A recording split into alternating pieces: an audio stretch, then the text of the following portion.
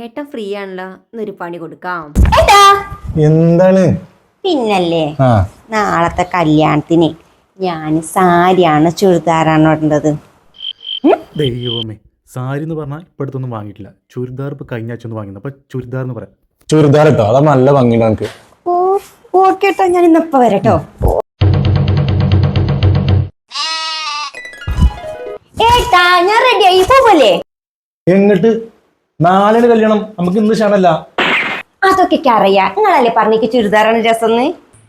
ആ അതിന് വാ നമുക്ക് ചുരിദാർ എടുക്കാൻ പോവുക. ഞാൻ നല്ല മോഡൽ കണ്ടിച്ചിട്ടുണ്ട്. എടി കഴിഞ്ഞ ആഴ്ച ചുരിദാർ വാങ്ങി തന്നത്.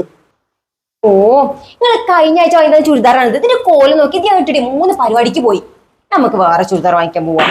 തൽക്കാലം ഏട്ടൻ്റെ കുട്ടി ഈ ഡ്രസ്സ് അയച്ചിട്ട് അലമാര കൊണ്ടേക്ക്, നമുക്ക് നാളെ പോകുമ്പോടാ. ഇത് ഇട്ട് കാണാൻ എന്റെ കുട്ടി നല്ല ഭംഗിയാ.